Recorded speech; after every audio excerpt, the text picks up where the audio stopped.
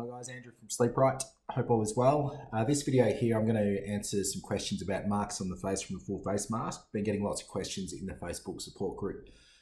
So hopefully I can give you some useful information here or some things to try at least. So the first thing I'll discuss is cleanliness of the mask. So I've got an AirFit F30i here. What I find is people don't generally get marks the first or second night of use. So for me, they've got a brand new mask on, they're putting it on. The mask is nice and clean. So I think the first thing to address is making sure that the mask is as clean as possible, because what happens on the mask cushion, you get a bit of a buildup of dirt and oil. And if you just keep letting that happen, you get some friction between the mask and your skin, and that can gently rub with the air pressure. A simple way to keep on top of that is just to use some of these. So just each night before bed, or do it in the morning when you get up, just give the cushion a bit of a wipe. You know, it doesn't have to be too crazy, but just make sure any oil and dirt comes off.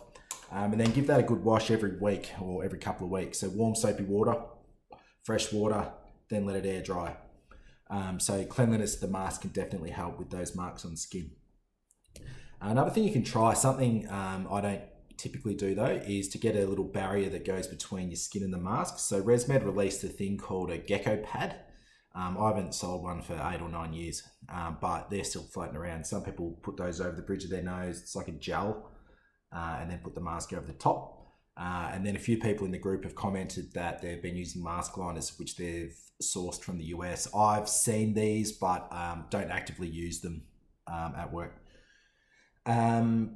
Another thing to try with the mask is, you know, if you like the mask you're using, try a different size cushion. So this one, I'll put it on, will sit on a certain part of your nose.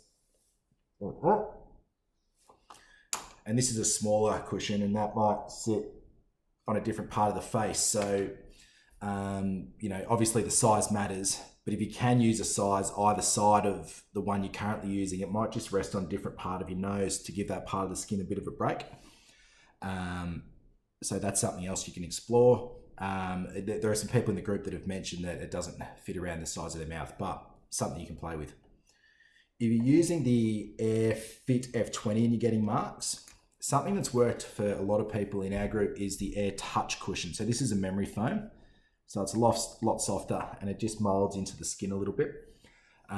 We've had a lot of success with this. These are replaced every 30 days, so it's a bit of an expense, but if you keep it clean, some people have been able to keep them for longer, and they've been really good in helping with the marks on people's face. So the ResMed Airtouch F30i is definitely something to keep in mind if you're using a full face mask and getting marks. Another thing to consider is the F30i. So typically a full face mask will seal over the nose and over the mouth, but the F30i, I think Philips have a Dreamwear or something like that, they'll seal underneath the nose and over the mouth, which means that you're just not getting any contact up here, so you can't get marks on your face. Good strategy. I'll shut this one down.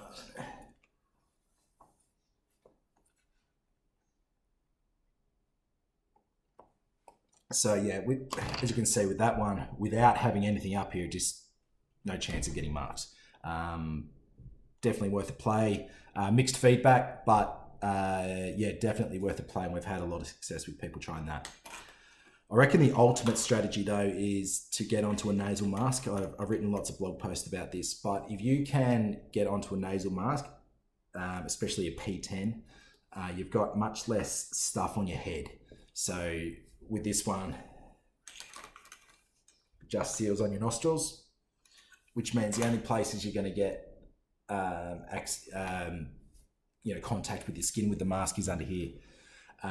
People that use the P10 do report soreness here, but what we find is if we use a bit of pawpaw cream or Vaseline, that goes away after a few days. The skin gets used to it, and then away you go. A lot of people will say that they're mouth breathers with this, but what we find with people that get onto nasal masks is if they're able to open up the nasal airway, they can then breathe through their nose. So what I found over the 10 years of doing the CPAP stuff is I'll talk to people, we'll start a trial and they'll go, oh, I'm a mouth breather. The automatic response from someone in my position would be, okay, we'll use a full face mask. But what I've found is that a lot of the people that say they're mouth breathers, we get them onto a nasal mask, and within a night or two, they've been able to just change things up a little bit, and the pressure in the back of the airway opening things up has allowed them to breathe through their nose. This means that they can get used to a smaller mask.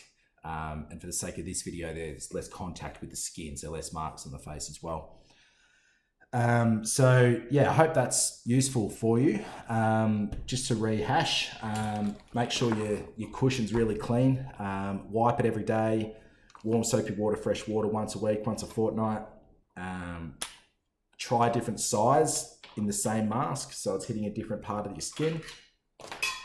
If you're using the ResMed AirFit F30i or you're using any full face mask, the Airtouch F20 is a good option. So if you've got the AirFit F30i, you can just buy this cushion and chuck it in.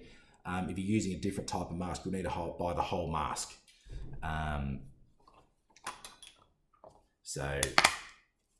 This is the whole mask.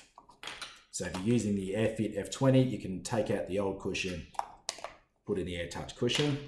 If you're using a completely different mask, you'd buy the whole mask setup. The AirFit F30i is another option in that it doesn't come up here at all, so it's just here and around your mouth. Another good option. And yeah, P10. So if you could get away with using this, this is the ultimate way to combat marks on the face because you're just touching less of the face with the mask. Hope that was helpful. Any questions, just leave a comment and I'll get back to you. Have a nice day. Bye.